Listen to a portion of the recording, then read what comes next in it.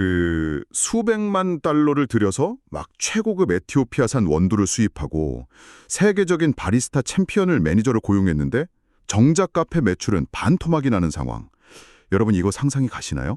와, 상상만 해도 진짜 사장님 입장에서는 억장이 무너지는 소리네요. 그렇죠. 이 사장님은 커피의 맛이라는 아주 직관적인 데이터에만 모든 자본을 쏟아 부었잖아요. 근데 정작 고객들 발길을 끊게 만든 진짜 원인은 매장 스피커에서 흘러나오는 막 엄청 날카로운 고음역대의 배경음악이랑 엄청 불편한 철제 의자였던 거죠. 아, 완전히 잘못된 변수에 집착한 전형적인 케이스네요. 맞아요. 이 사장님이 놓친 건 단순히 인테리어나 음악 센스가 아닙니다. 바로 현실 세계의 복잡한 인과관계를 설명하는 그 데이터의 뼈대를 간과한 거죠. 네, 우리가 흔히 그 데이터를 기반으로 결정한다고들 하잖아요. 근데 그때 그 데이터가 완벽하게 객관적인 진실일 거라고 착각하는 경우가 진짜 많거든요. 그래서 오늘 저희의 심층 탐구는 바로 이 지점. 세상을 분석하기 전에 반드시 세워야 할 데이터의 아키텍처에 관한 이야기입니다. 저희가 오늘 파헤쳐볼 자료는 데이터의 기초부터 변수들의 상호작용까지 다룬 아주 흥미로운 11장짜리 슬라이드 자료예요. 네, 오늘 이 슬라이드를 같이 뜯어보면서 데이터가 현실을 그냥 거울처럼 복사한 게 아니라 누군가 특정 렌즈를 통해 압축해 놓은 요약본이라는 걸 확실히 알게 되실 겁니다. 맞습니다. 지금 듣고 계신 여러분, 오늘 저희는 단순히 지루한 통계학 개론을 읊으려는 게 아니에요. 내일 아침 비즈니스 미팅에서 마주할 그 복잡한 엑셀 시트, 그 이면의 거짓말들을 꿰뚫어보는 법을 알아볼 겁니다. 자, 그럼 본격적으로 들어가 볼까요? 네, 좋습니다. 일단 현실의 현상을 분석하려면 우리가 가진 정보가 대체 어떤 형태인지를 가장 먼저 분류해야 하거든요. 이 자료에서도 분석의 첫걸음으로 데이터의 4가지 척도를 제시하고 있어요. 그 명목, 서열, 등간, 비율 척도 말씀하시는 거죠? 맞아요. 아마 통계 수업 들으셨던 분들은 한 번쯤 들어보셨을 텐데. 네, 그 명목 척도는 약간 빨래를 색깔별로 흰옷, 검은옷 분류하는 것처럼 단순히 라벨만 붙인 범주형 데이터고요. 서열 척도는 거기에 좋아하는 영화 1위, 2위 순위를 매기는 거잖아요. 네, 아주 정확한 비유네요. 그리고 등간 척도는 온도처럼 간격이 동일한 데이터고 비율 척도는 절대 0점이 존재하는 가장 완전한 형태의 데이터죠. 근데 보통은 그냥 이렇게 교과서적으로 달달 외우고 넘어가잖아요. 근데 제가 실무로 하다 보니까 여기서부터 진짜 심각한 오류들이 막 터지더라고요. 특히 그 서열 척도랑 등간 척도를 헷갈리는 문제 말이죠. 아, 진짜 뼈 때리는 지적이네요. 수많은 기업들이 매일같이 저지르는 엄청 치명적인 실수 중 하나거든요, 그게. 그렇죠. 기업들이 제일 사랑하는 데이터가 뭔지 아시죠? 바로 앱스토어의 별점, 5점 만점 리뷰나 1점부터 10점까지 매기는 고객 추천 지수 같은 거잖아요. 네, 막 보고서에 항상 등장하죠. 우리 서비스 평균 만족도는 4.2점입니다. 이렇게요. 맞아요. 엄청 자랑스럽게 쓰죠. 근데 그렇게 별점을 더해서 평균을 내는 거 통계적 철학으로 보면 진짜 위험한 접근이거든요. 아니, 별점을 더해서 평균 내는 게 너무 당연한 계산법 아닌가요? 뭐가 문제죠? 수학적으로는 계산이 되니까 문제 없어 보이죠. 하지만 별점은 근본적으로 서열 척도라는 걸 잊으면 안 됩니다. 5점이 4점보다 좋고 4점이 3점보다 좋다는 순서는 명확하죠. 근데 순위는 확실하죠. 근데 5점 그러니까 매우 만족과 4점 만족 사이의 심리적인 거리랑 네. 2점 불만족과 1점 매우 불만족 사이의 심리적 거리가 그 간격이 정확히 똑같을 거냐는 말씀이시군요. 바로 그겁니다. 전혀 같지 않거든요. 1점을 준 고객은 앱이 막 결제 중에 다운돼서 극도로 분노한 상태일 수 있고 4점을 준 고객은 그냥 다 좋은데 디자인이 좀 아쉽네 정도일 수 있잖아요. 이 심리적 간격은 절대 동일하지 않아요. 와, 듣고 보니 진짜 그렇네요. 서열 척도의 본질은 순위지 등간격이 아니라는 걸 저희가 완전 간과하고 있었어요. 네, 그걸 억지로 간격이 일정한 등간 척도처럼 취급해서 산술 평균을 내버리는 순간 데이터가 가진 원래의 텍스처, 즉 고객의 진짜 목소리가 완전히 뭉개져 버리는 거죠. 야, 이거 극단적으로 가정해보면 확 와닿네요. 예를 들어서 5점 만점인 열광적인 팬이 50명, 그리고 1점을 준 극대노한 고객이 50명 있는 앱이 하나 있고요. 네. 반대로 100명 전보다 그냥 미지근하게 3점을 준 앱이 있다고 쳐보죠. 이 두 앱의 평균 별점은 똑같이 3점이잖아요. 네, 산술적으로는 완벽히 똑같은 3점이죠. 근데 비즈니스 현실은 완전히 다르잖아요. 전자는 막 팬덤이랑 치명적 버그가 공존하는 불타는 상황이고 후자는 그냥 아무도 신경 안 쓰는 평범한 앱일 텐데 이 평균 3점이라는 숫자에 속아서 두 앱에 똑같은 마케팅 전략을 쓴다? 와, 그야말로 재앙이겠네요. 그렇죠. 그래서 데이터의 척도를 정확히 아는 게 중요한 겁니다. 이 데이터로 진짜 덧셈, 뺄셈을 해도 되는 건지 아니면 각 범주의 빈도수만 따로 떼어서 봐야 하는지 결정하는 생명줄이니까요. 진짜 중요하네요. 그럼 이제 그 분석의 끝판왕이라고 불리는 비율 척도로 한번 넘어가 보죠. 자료를 보면 등간 척도랑 비율 척도를 가르는 아주 결정적인 기준이 바로 절대 0점의 유무라고 나오잖아요. 네, 절대 0점. 영어로는 absolute zero라고 하죠. 그러니까 키, 몸무게, 통장 잔고처럼 0이라는 숫자가 완전한 무를 의미할 때만 곱하기랑 나누기가 성립한다는 건데요. 솔직히 저는 좀 의문인 게 이 절대 0점이라는 개념이 뭐 물리학 실험실에서나 중요한 거지 인간의 행동이나 사회 현상을 분석할 때 도대체 왜 그렇게까지 중요한 건가요? 아, 그게 물리학보다 오히려 우리 일상? 특히 인간을 평가하고 보상하는 시스템에서 절대 0점이 없는데 있는 것처럼 착각할 때 진짜 끔찍한 오해가 생깁니다. 인간을 평가할 때요? 예를 들면요? 가장 쉬운 예로 인간의 지능을 측정하는 IQ 테스트를 한번 생각해 보죠. 어떤 사람의 IQ가 140이고 다른 사람의 IQ가 70이라고 가정해 볼게요. 네, 2배 차이네요. 그럼 IQ 140인 사람이 70인 사람보다 정확히 2배 더 똑똑한 걸까요? 막 2배 더 복잡한 문제를 풀거나 일을 2배 더 잘할까요? 에이, 그렇게 단순하게 말할 순 없죠. 지능이라는 게 무슨 몸무게처럼 곱하기 2배 이렇게 잴 수 있는 물리적인 부피가 아니잖아요. 맞습니다. 바로 그거예요.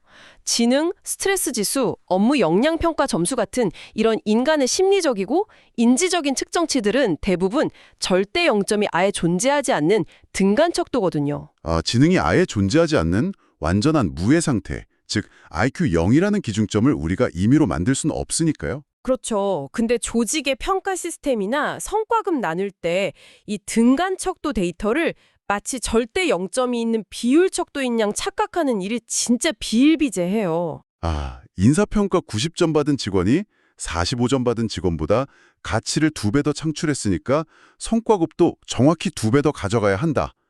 이런 식의 논리 말인가요? 바로 그겁니다. 그 오류에서 파생된 불합리함이죠. 와, 이거 소름 돋네요. 그 척도를 바라보는 관점의 차이가 결국 내 연봉 협상 테이블에서의 불합리함으로 이어질 수도 있다는 거잖아요. 우리가 무심코 쓰는 데이터가 어떤 척도 위에 있는지만 알아도 이런 숫자의 폭력에서 벗어날 수 있겠네요. 맞습니다. 데이터의 성질을 파악하는 게 그래서 분석의 시작이자 끝이라고 할 수 있죠. 자, 그럼 이제 데이터라는 재료의 근본적인 성질을 파악했으니까 자연스럽게 다음 질문으로 넘어가게 되네요.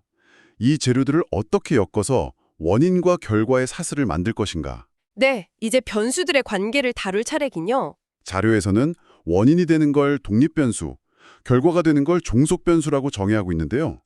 근데 전문가님, 제가 이 분석 노트를 읽으면서 제일 좀 이해하기 힘들고 약간 짜증났던 부분이 바로 이 변수들의 이름표였어요. 아, 이름표요? 어떤 이름표가 그렇게 짜증을 유발하던가요? 아니, 지금 듣고 계신 여러분도 독립변수, 종속변수라는 단어는 과학 시간에 진짜 귀에 못이 박히게 들으셨을 거예요. 근데 자료를 보면요. 이 똑같은 독립변수를 어떤 데서는 막 설명변수라고 부르고 또 어디서는 예측변수라고 부른단 말이죠. 네, 종속 변수도 마찬가지죠. 반응 변수나 결과 변수라는 이름으로 막 섞어서 쓰니까요. 그렇죠. 아니, 굳이 이렇게 똑같은 개념에다가 복잡하게 여러 가지 동의어를 만들어내는 이유가 뭡니까? 이거 통계학자들의 지적 허세 아닌가요? 아니면 우리 같은 평범한 사람들 헷갈리게 하려는 암호 같은 건가요? 하하, 지적 화세라기보다는요.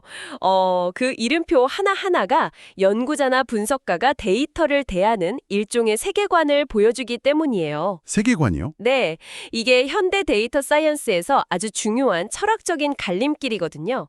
바로 예측과 설명의 차이를 이해하셔야 합니다. 단순한 동의어가 아니라는 뜻이군요.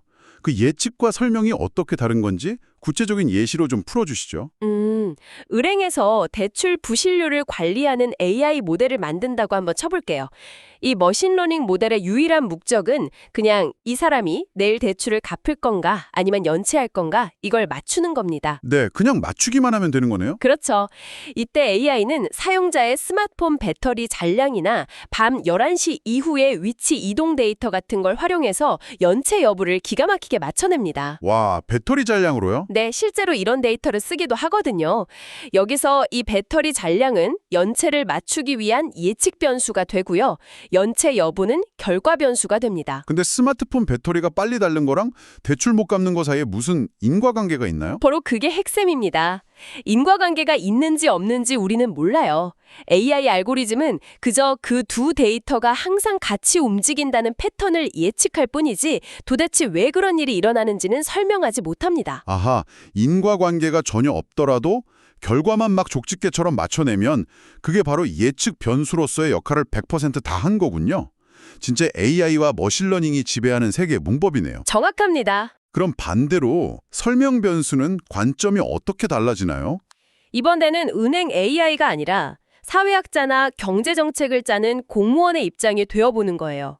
이 사람들은 단순히 내일 연체율이 얼마일지 맞추는 게 중요한 게 아니라 그 연체율 자체를 낮추기 위한 정책을 만들어야 하잖아요. 아, 그렇죠. 정책을 짜려면 원인을 알아야 하니까. 네, 만약 정책 위반자가 스마트폰 배터리를 정부에서 무료로 교체해준다고 해서 대출 연체율이 낮아질까요? 에이, 말도 안 되죠. 근본 원인이 아니니까요. 맞습니다. 그래서 이들은 소득 수준의 변화, 금리 인상, 부양가족 수 증가 같은 진짜 원인을 찾아내야 합니다.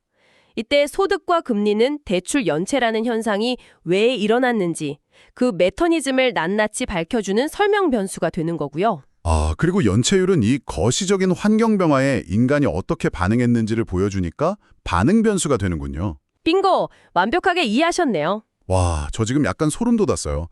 똑같은 고객 데이터를 쥐고 있어도 내가 이 숫자로 미래 트렌드에 재빠르게 올라탈 건지, 그러니까 예측과 결과의 관점인지, 아니면 이 현상의 근본 구조를 이해하고 시스템 자체를 뜯어 고칠 건지, 설명과 반응의 관점인지에 따라서 내가 찾아야 할 변수의 성격이 완전히 달라지는 거네요. 네, 결국 변수의 이름은 분석가가 데이터에 던지는 질문의 무게와 방향을 의미하는 거죠. 뛰어난 데이터 분석가들은 무작정 데이터를 돌려보기 전에 먼저 스스로에게 묻거든요. 나는 지금 미래 매출을 예측하고 싶은 건가? 아니면 고객이 떠나는 이유를 설명하고 싶은 건가? 진짜 데이터 분석은 단순한 수학이 아니라 거의 철학적 탐구에 가깝네요. 그렇죠. 자, 그럼 이렇게 세워진 변수들의 세계관이 현실의 가설로 던져졌을 때 어떤 복잡한 일들이 벌어지는지 우리 마지막으로 한번 짚어보죠. 자료에 보면 두 가지 가설 예시가 나오잖아요. 네, 어떤 가설들이 있었죠? 첫 번째는 중학생의 성별에 따라 자아 존중감은 차이를 보일 것이다. 이건 원인이 되는 성별과 결과가 되는 자아 존중감이 1대1로 딱 매칭되는 아주 직관적이고 좀 실험실 환경 같은 가설이잖아요. 네, 아주 클래식한 가설이죠. 근데 제가 진짜 흥미롭게 본 건 두 번째 가설이었어요. 커피의 맛과 커피숍의 안락성은 고객 만족도에 긍정적인 영향을 미칠 것이다. 이거거든요. 여기서 첫 번째 가설이랑 어떤 본질적인 차이를 발견하셨나요? 커피의 맛, 그리고 안락성, 원인이 되는 독립 변수가 2개 이상으로 늘어났다는 거잖아요. 이게 저희가 오프닝에서 얘기했던 그 실패한 카페 사장님 이야기랑 정확히 맞닿아 있는 것 같아요. 현실 세계의 종속 변수, 그러니까 우리가 궁극적으로 끌어올리고 싶은 매출이나 만족도 같은 것들은 절대로 단 하나의 원인에 의해서만 움직이지 않는다는 걸 보여주는 거죠. 와, 훌륭한 통찰입니다. 통계학에서는 이걸 다중회귀 분석의 영역으로 봐요. 원인이 여러 개일 때 이 원인들이 결과에 미치는 각자의 지분을 쪼개서 분석하는 거죠. 근데 여기서 데이터 분석에 아주 무서운 함정이 등장합니다. 무서운 함정이요? 그게 뭔데요? 바로 누락된 변수 편향이라는 건데요. Omitted Variable Bias라고 하죠. 누락된 변수. 아, 우리가 미처 찾아내지 못한 숨겨진 독립 변수가 있다는 뜻인가요? 맞습니다. 아까 그 카페 사장님이 커피 맛을 변수 A, 안락성을 변수 B라고 두고 이 두 개만으로 고객 만족도를 설명하려고 했다고 쳐보죠. 근데 만약에 고객 만족도를 결정짓는 진짜 핵심 변수가 직원의 친절도인 변수 C나 화장실의 청결도인 변수 D였다면 어떨까요? 혹 근데 분석 모델에는 C랑 D를 아예 빼버리고 A랑 B만 넣고 돌렸다면요. 그러면 커피 맛과 안락성이 만족도에 미치는 영향력이 실제보다 엄청나게 과대평가되거나 반대로 확 과소평가되는 심각한 왜곡이 발생합니다. 결국 진짜 원인은 놔두고 엉뚱한 변수를 개선하느라 돈만 허공에 날리게 되는 거죠. 야, 게다가 이 변수들끼리 서로 엮여서 충돌하는 경우도 생기잖아요. 예를 들어서 안락성이라는 변수를 극대화하려고 매장 의자를 막 최고급 푹신한 소파로 바꾼 거예요. 그랬더니 고객들이 너무 편해서 커피 한 잔 시켜놓고 막 6시간씩 노트북만 하는 거죠. 아, 카공족들이 점령을 했군요. 네, 그러면 고객 만족도라는 종속 변수는 올라갔을지 몰라도 테이블 회전율이 떨어져서 궁극적인 우리의 목표인 매출이라는 종속 변수는 완전 곤두박질 치는 최악의 역설이 발생하잖아요. 네, 그걸 통계학에서는 독립변수 간의 상호작용 효과라고 부릅니다. 현실의 비즈니스나 정책 문제가 그토록 풀기 어려운 이유가 바로 저 상호작용 때문이죠. 리더들은 단순히 A를 올리면 B가 올라간다는 1차원적인 가설에서 무조건 벗어나야 합니다. 독립변수들이 서로 어떻게 얽혀있고 풍선 효과처럼 한쪽을 눌렀을 때 다른 쪽이 터지는 건 없는지 전체 시스템을 조망해야 하거든요. 진짜 그 말씀을 들으니까 훌륭한 데이터 분석이라는 건 무슨 정답을 딱 계산해내는 수학적 기술이 아니라 현상을 둘러싼 수많은 용의자들 중에서 진짜 범인인 핵심 변수를 놓치지 않고 찾아내는 명탐정의 추리력에 가깝다는 생각이 듭니다. 맞아요. 아무리 AI가 발전하고 수백만 개 변수를 눈 깜짝할 새에 처리한다고 해도 결국 어떤 변수를 이 분석의 무대 위로 올릴 것인가를 결정하는 건 인간의 직관과 그 도메인에 대한 깊은 이해거든요. 오늘 저희가 살펴본 데이터의 척도, 예측과 설명의 세계관, 그리고 다중 변수의 복잡성은 결국 AI가 절대 대신해 줄 수 없는 인간만의 고유한 사유의 영역인 거죠. 네, 오늘 저희의 심층 탐구는 이렇게 숫자의 이면에 숨겨진 거대한 뼈대들을 하나씩 짚어봤습니다. 평균의 함정을 만드는 서열 척도의 착시, 비율 척도의 절대 0점이 갖는 의미, 그리고 단순히 원인과 결과를 넘어서 세상을 보는 프레임을 결정하는 예측 변수와 설명 변수, 마지막으로 다중 변수가 막 얽히고 설킨 현실의 가설들까지요. 오늘 이야기를 들으신 분들은 앞으로 데이터나 통계를 대하는 시야가 완전히 달라지셨을 겁니다. 네, 여러분. 이제 뉴스에서 A가 B에 미치는 영향, 이런 얄팍한 기사 제목을 딱 보실 때마다 본능적으로 얘네가 어떤 변수를 의도적으로 누락시켰지? 혹은 데이터의 척도를 혹시 왜곡한 건 아닐까? 하고 날카롭게 꿰뚫어보는 해상도 높은 렌즈를 장착하게 되셨을 겁니다. 네, 훌륭한 무기를 얻으셨네요. 자, 그런데 오늘 탐구를 이렇게 마무리하면서 제 머릿속을 끝까지 떠나지 않는 아주 도발적인 질문이 하나 있습니다. 어떤 질문이죠? 오늘 저희가 다룬 가설의 예시 중에 자아 존중감이나 고객 만족도 같은 인간의 심리적인 개념들이 종속 변수로 등장했잖아요. 네, 그랬죠. 그리고 일부에서 저희가 가장 완전한 형태의 데이터인 비율 척도의 필수 조건이 절대 0점, 즉 완전한 무의 상태라고 열띤 논의를 했고요. 그렇다면 여러분 한번 깊게 생각해 보시죠. 인간의 자아 존중감이나 행복, 만족도 같은 아주 추상적이고 깊은 내면의 영역에 과연 물리적인 거리나 통장 잔고처럼 절대 0점이라는 게 존재할 수 있을까요? 아, 인간의 마음을 완벽한 비율 척도로 측정하는 게 애초에 가능한 일인가 하는 거군요. 이거 진짜 철학적이고 묵직한 질문이네요. 그렇죠. 만약 그게 불가능하다면 우리가 매일 숫자로 치환해서 평가하고 줄 세우는 인간의 감정과 만족도는 결국 거대한 수학적 환상 위에 세워진 모래성은 아닐까요? 데이터가 모든 것을 지배하는 세상 속에서 우리가 과연 무엇을 재고 있고 또 무엇을 치명적으로 놓치고 있는지 오늘 하루 이 서늘한 질문을 여러분 각자의 일상 속에서 한번 곱씹어 보시기 바랍니다. 이것으로 오늘의 심층 탐구를 모두 마치겠습니다. 데이터를 통해 세상을 읽어내는 여러분의 험난한 여정에 언제나 저희가 함께하겠습니다. 끝까지 청취해 주셔서 감사합니다.